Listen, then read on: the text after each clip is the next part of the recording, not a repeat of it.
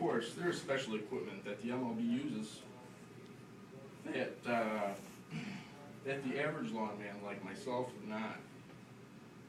When the grass is bent away, it appears lighter in color. And when the grass is bent towards you, it appears darker, just like in the image depicted.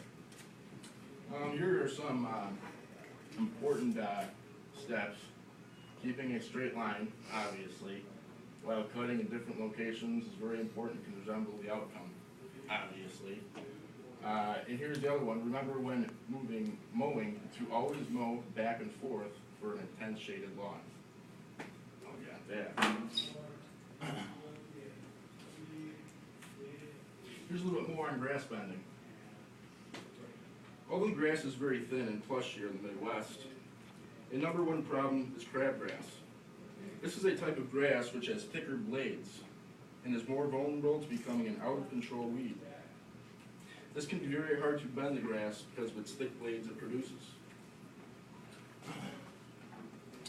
The position of the sun and at different times of the day determines the stripe's intensity of color, light or dark, like the last image. Certain grasses are more able to bend in certain directions than others. In warmer climate areas, the grass is harder to bend because of its rigidity. Here's weed control.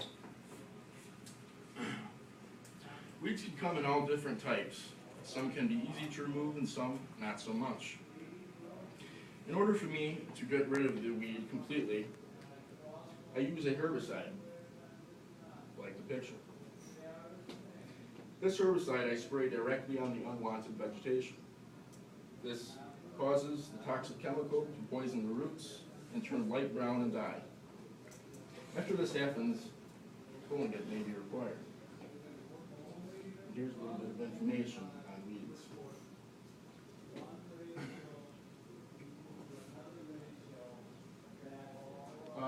Weeds begin to go away after 7 to 14 days after the treatment is applied, like a herbicide. This herbicide will kill everything. Like if you spray it on your grass, it's going to leave a brown spot on your grass. There is some grass-friendly products as well, however, they're not as effective.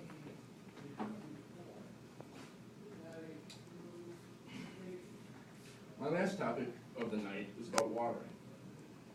Watering is one of the most important steps in grooming.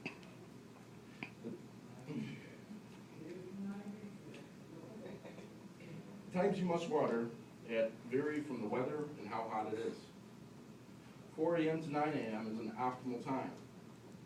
This time is perfect because the sun has not risen or is about to rise. It also is a good time because the morning dew is settled and the wind is calm. The amount of water you apply varies from when your last rainfall was, or what the weather was recently like. Remember something, only water when it really needs it. Why would you want to waste water? Use the rain. Water sinks into the soil where the grass roots are. For every 1 inch of water will penetrate 4 inches of ground. Grass roots. Here's a little bit more on watering. Your lawn needs to get 2 to 3 inches of water a week. This needs to be done at times, like I stated, 4 a.m. to 9 a.m. And here's about the roots. 1 inch of water or 30 minutes of watering time will penetrate 4 inches of soil. Some grass roots can reach lengths of 6 to 8 inches, and the blade can grow 0.05 to 0.20 inches in 1 day. Like those roots right there, blades of grass, roots. Here's a little bit after you're done cutting.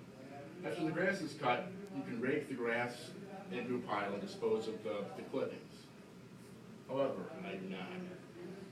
I feel like the trimmings offer proper nutrients to the lawn, which is basically free fertilizer for the grass to reach good growth and healthy roots. In closing, I would like to reiterate a couple of things that I stated in the slides.